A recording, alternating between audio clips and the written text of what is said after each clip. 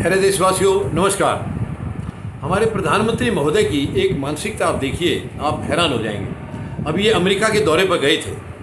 हालांकि अमेरिका का दौरा भी इनका, मैं ये कहूँगा कि फीका ही रहा है।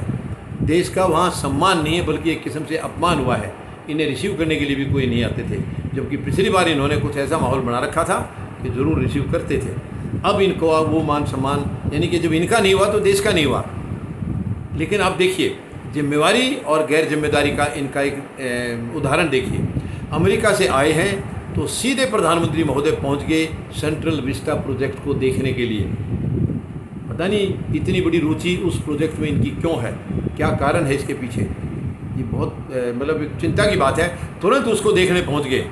लेकिन अब प्रधानमंत्री महोदय लखनऊ गए थे और लखनऊ से मेरे ख्याल से 100-125 किलोमीटर से ज़्यादा नहीं है लखीमपुर खीरी।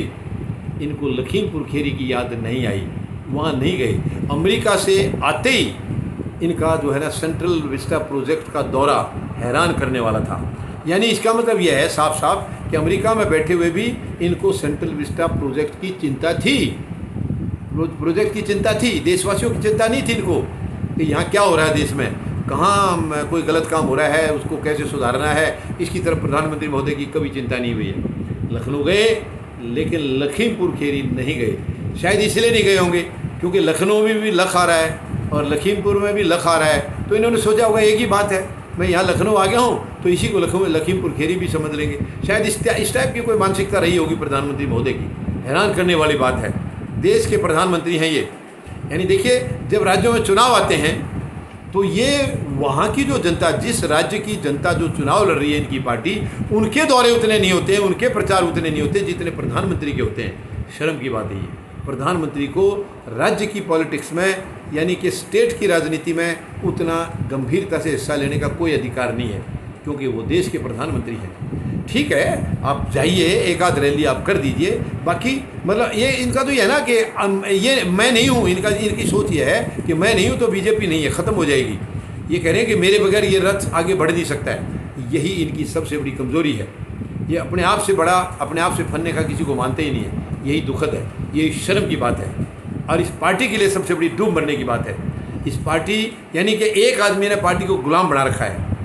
ये यानी इससे साफ जाहिर है कि इतनी बड़ी पार्टी में इतना बड़ा दावा करते हैं, कई करोड़ इनके मेंबर हैं, इनके अंदर एक भी व्यक्ति प्रधानमंत्री के अलावा नहीं है जो इस पार्टी को लीड दे सके, जो इस पार्टी का नेतृत्व कर सके। तो क्या ये पार्टी अभी तक यहाँ तक ऐसे ही पहुँच गई थी? यानी कि कितनी दुखद है। अपने आप को इतना महान समझना और बाकी सबको जीरो समझना, ये बहुत ही दुख की बात है। संवैधानिक जिम्मेवारियों को प्रधानमंत्री महोदय कभी नहीं जानते, कभी नहीं समझते, कभी निभाया ही नहीं इन्होंने। ये दुख की बात है।